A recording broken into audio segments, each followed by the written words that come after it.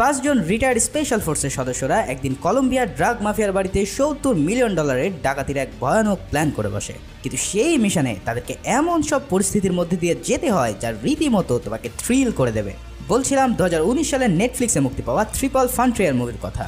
টাকার লোভ ও এর পরিণাম যে কত প্রকার ও কি হতে পারে সেটা এই মুভি দেখলেই তুমি বুঝে যাবে। আর শেষে যে টুইস্ট রয়েছে তার কথা বা নাই বললাম। মুভিটি আমার বেশ পছন্দের, আর আমিও মনে করি তোমাদেরও অনেক ভালো একটি সময় কাটবে। তাই ঝটপট একটি লাইক দিয়ে রেডি হয়ে যাও এই অস্থির মুভির এক্সপ্লেনেশন দেখার জন্য। তো চলো আর পেঁচাল না বাড়িয়ে মূল গল্পে চলে যায়। মুভির শুরুতে আমরা একজন স্পেশাল ফোর্সের সদস্য সান্তিয়াগোকে দেখতে পাই কলম্বিয়ার একটি অঞ্চলে অভিযান পরিচালনা করতে। এখানে সান্তিয়াগো এসেছে এক ড্রাগ লর্ড মানে মাদক গডফাদারকে ধরার জন্য, যার নাম লরেয়া।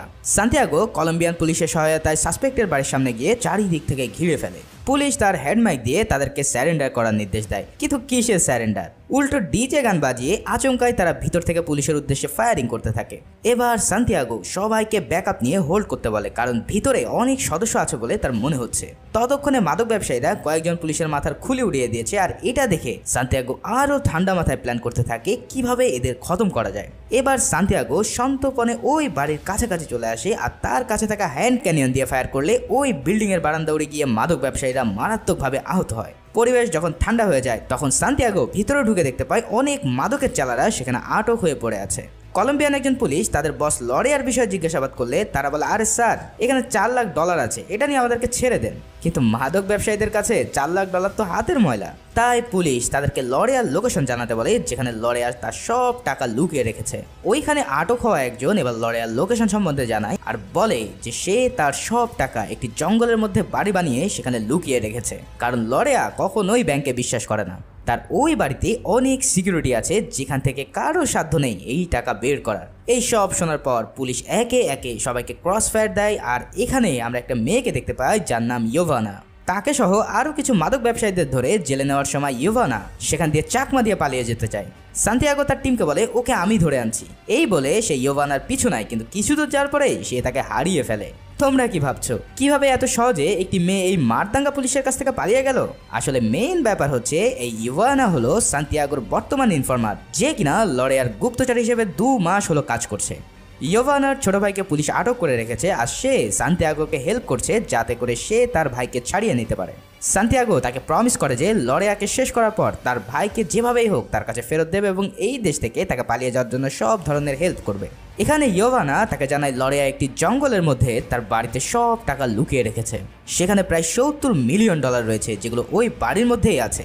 এই অ্যামাউন্ট শুনে সান্তিয়াগো পুরাই শকড হয়ে পড়ে আর নিজের মাথায় একটি বিশাল হাইস্টের প্ল্যান করে ফেলে। তার প্ল্যান অনুসারে এবার সান্তিয়াগো দেখা করে তার কয়েকজন এক্স কলিগের সাথে যারা ইতিমধ্যেই স্পেশাল ফোর্স থেকে রিটায়ার্ড হয়ে গিয়েছে। এদের মধ্যে এর নাম হচ্ছে আয়রন হেড। আয়রন হেড বর্তমানে স্পেশাল ফোর্সের মেন্টাল হেলথের ইনস্ট্রাক্টর হিসেবে রয়েছে। সান্তিয়াগো তাকে প্ল্যান সম্পর্কে জানালে সে বলে, যদি রেড ফ্লাই তোমার প্ল্যানে রাজি হয় তাহলে আমি তোমার সাথে যোগ দেব।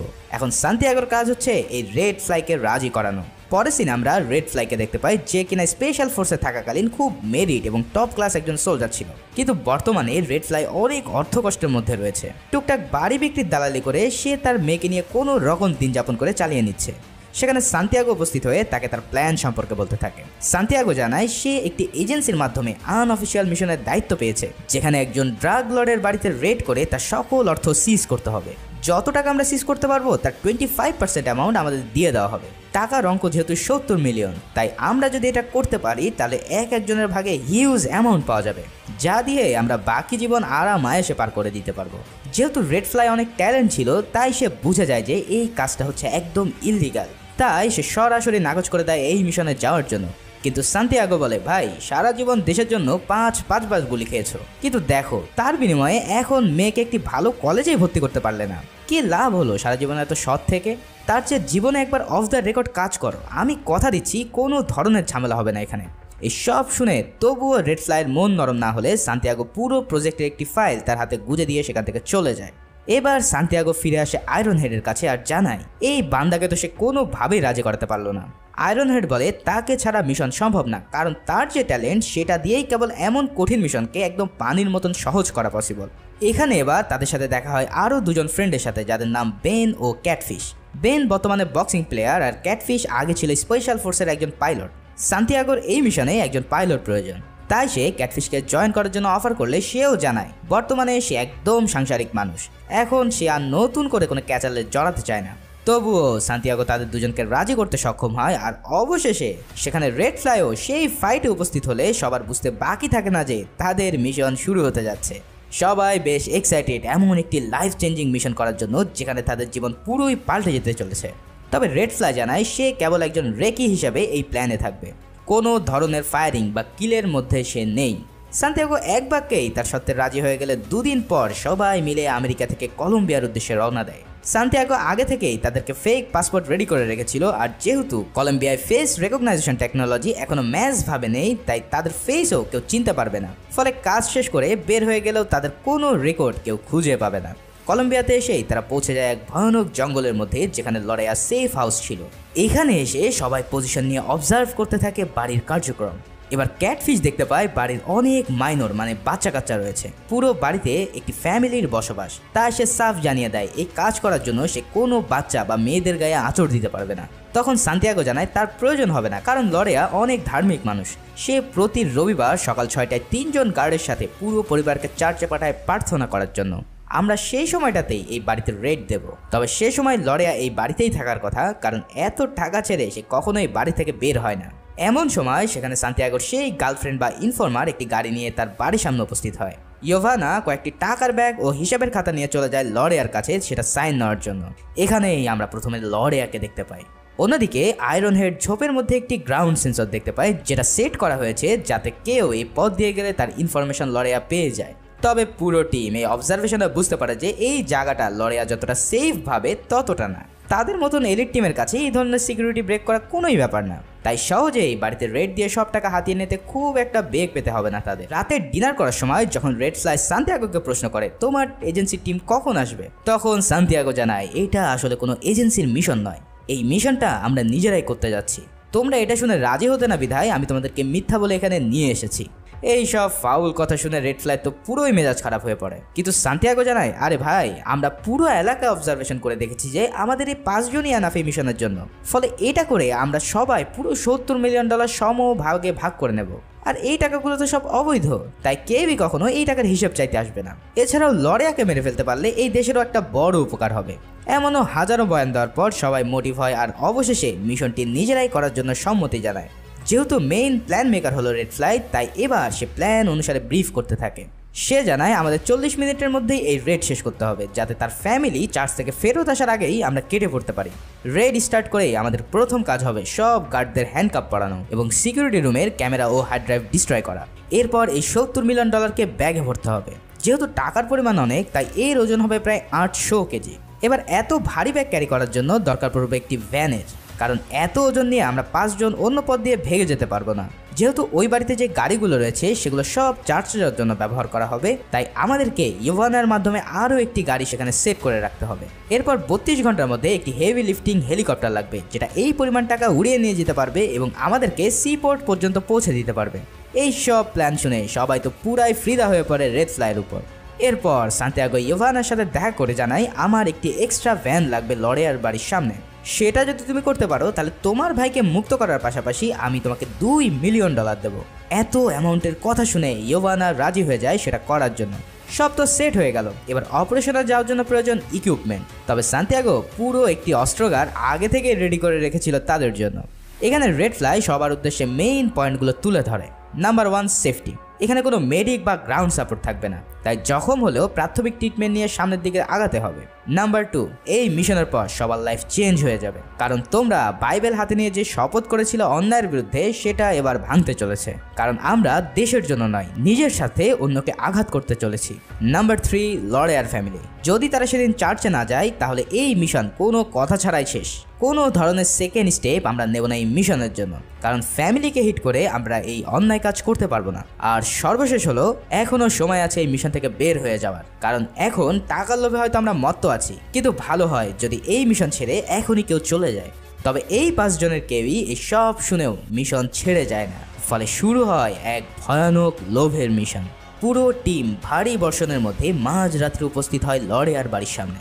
সেখানে অপেক্ষা চলতে থাকে কখন তার ফ্যামিলি চার্চের জন্য বের হবে।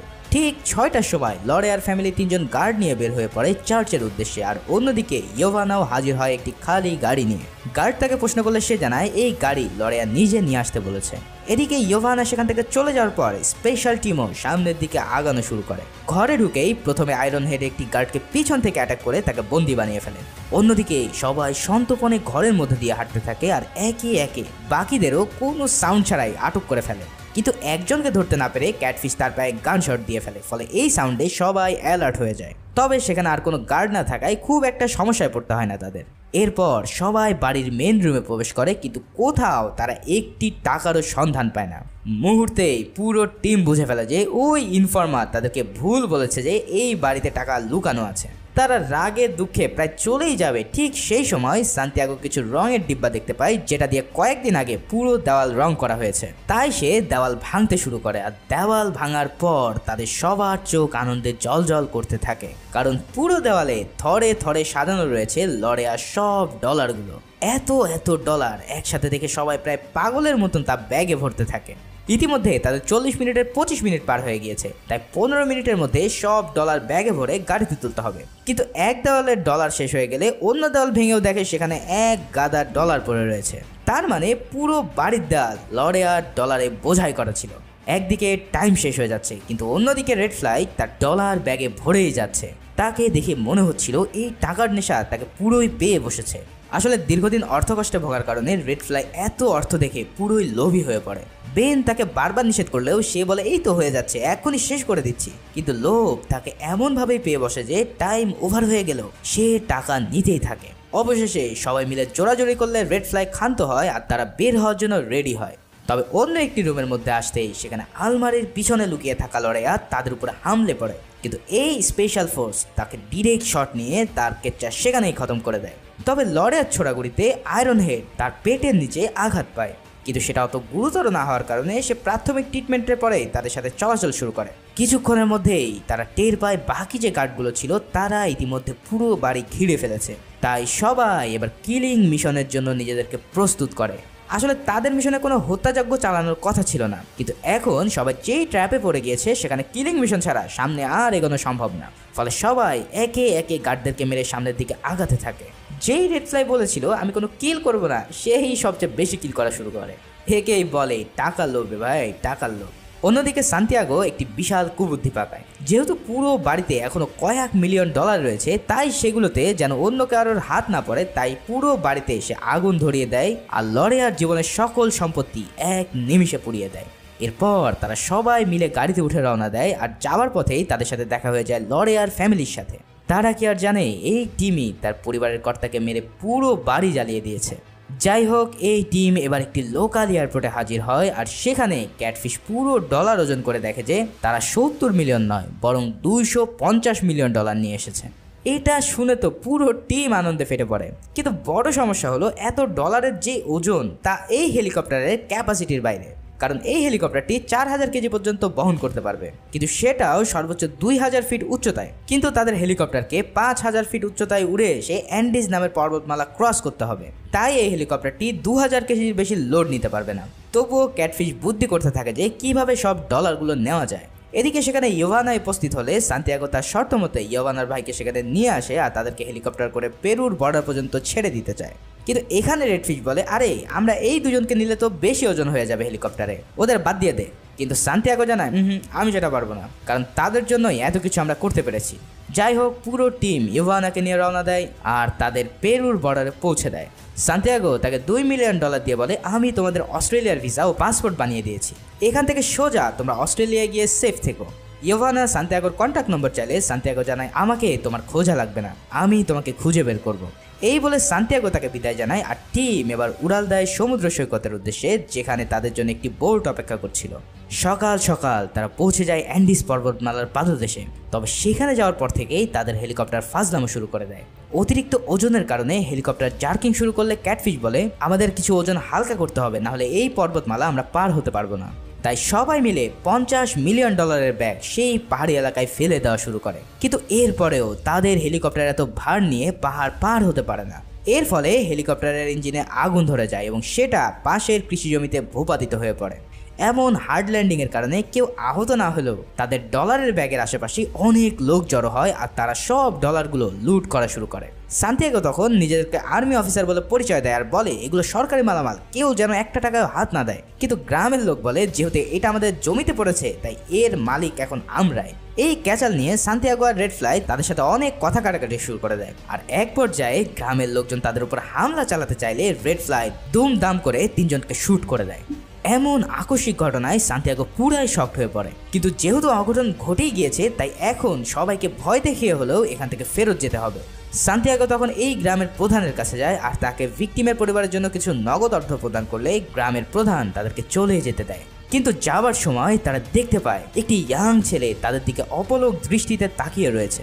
আসলে এই ছেলেটি ছিল ওইখানে মৃত্যুবরণ করা একজন কৃষকের ছেলে। তার চোখে ছিল প্রতিশোধের আগুন, কিন্তু এই মুহূর্তে তার কিছুই করার ছিল না। যাই হোক, পুরো টিম বুঝতে পারে যে তাদের প্ল্যান ও নৈতিকতা ধীরে ধীরে অন্ধকারে ডুবে যাচ্ছে।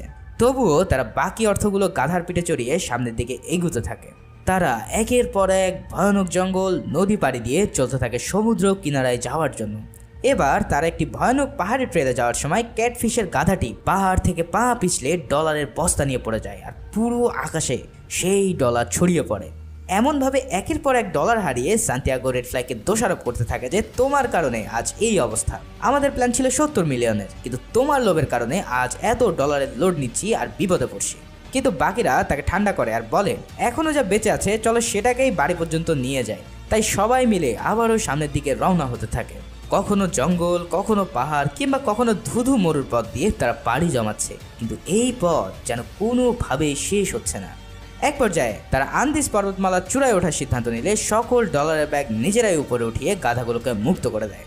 পাহাড়ে উঠে তারা অপেক্ষা করতে থাকে সকালের জন্য, কিন্তু রাতে সেখানে বরফ জমানো ঠান্ডা পড়া শুরু করে। এমন অবস্থায় তাদের প্রয়োজন ছিল আগুন, তাই সবাই মিলে তাদের ব্যাগ থেকে কিছু ডলারের বান্ডেল বের করে তাতে আগুন ধরিয়ে দেয় আর দুনিয়ার সবচেয়ে দামি আগুনের সেক নিতে থাকে।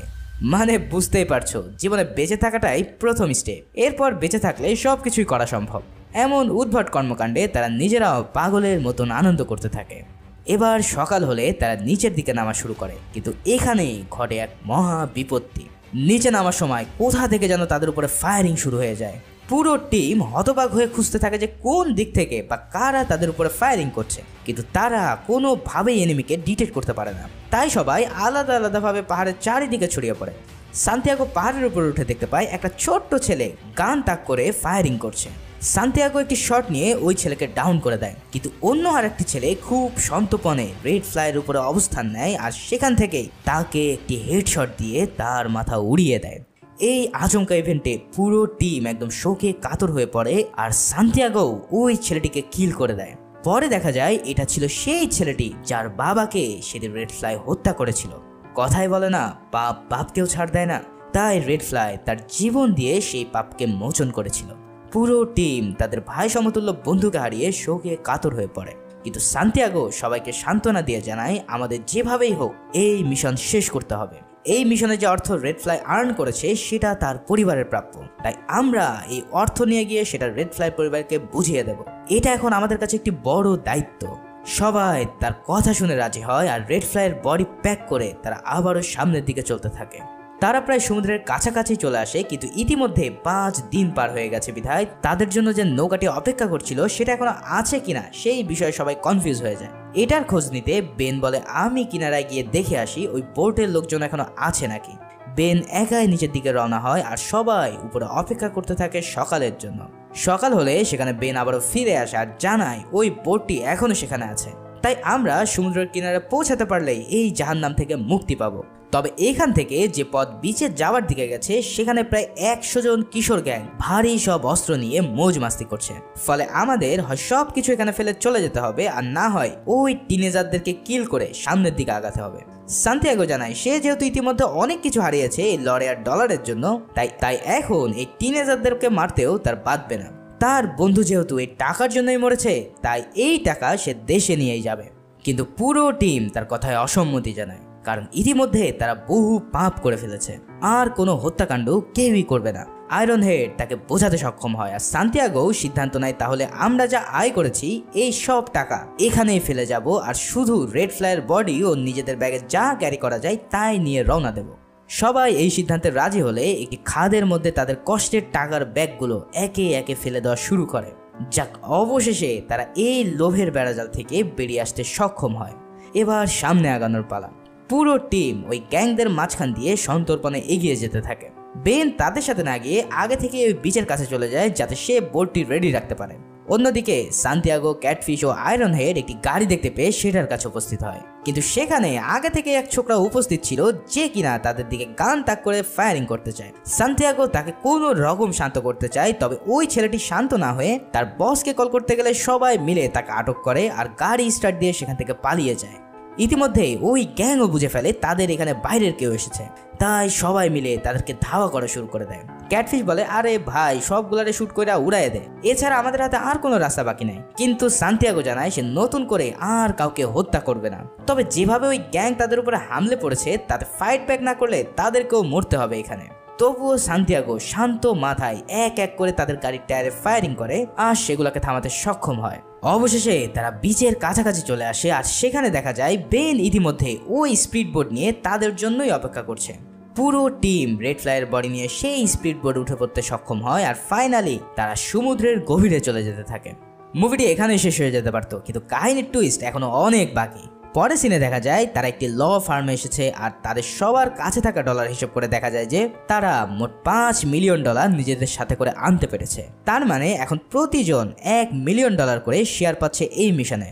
এছাড়া রেড ফ্লাইয়ের যে শেয়ারের অংশ আছে তার রেড ফ্লাই ফ্যামিলি ট্রাস্ট বানিয়ে সেখানে তারা ডোনেট করে দেয়। তবে বেন তার নিজের শেয়ারও রেড ফ্লাইয়ের ট্রাস্টে দান করে দেয় নিজের অপরাধ বোধ থেকে। এটা দেখে একে একে সবাই তাদের নিজেদের $1 মিলিয়ন রেড ফ্লাইয়ের পরিবারকে ডোনেট করে দিয়ে অপরাধের বোঝা কিছুটা নামাতে সক্ষম হয়। সবাই এই ডোনেটের পর সান্তিয়াগোর কাছ থেকে বিদায় নিয়ে চলে যায়। তবে যাওয়ার সময় আয়রন হেড সান্তিয়াগোর হাতে একটি কাগজ দিয়ে বলে, দেখো কোনোদিন এটাকে কাজে লাগাতে পারো কিনা। সান্তিয়াগো সেই কাগজ খুলে দেখতে পায় সেখানে একটি লোকেশনের কোঅর্ডিনেট লেখা রয়েছে। তার মানে হলো এটা সেই লোকেশনের এক্স্যাক্ট কোঅর্ডিনেশন যেখানে তাদের সব ডলারগুলো তারা ফেলে রেখে এসেছিল। এবার তাহলে কি হতে চলেছে? সান্তিয়াগো কি আবারও সেখানে যাবে সেই ডলার উদ্ধার করার জন্য, নাকি নিজের পাপকে আর সে বেশি দীর্ঘায়িত করবে না? দর্শকদের এই সব প্রশ্নের সম্মুখীন করে মুভিটি এখানেই শেষ হয়ে যায়। আসলে মুভিটির সেকেন্ড পার্ট আসার ইঙ্গিত ছিল এটা, কিন্তু মজার ব্যাপার হচ্ছে এই 4 বছরেও এই মুভির কোনো সিকুয়েল আসেনি বা কোনো অ্যানাউন্সমেন্টও হয়নি।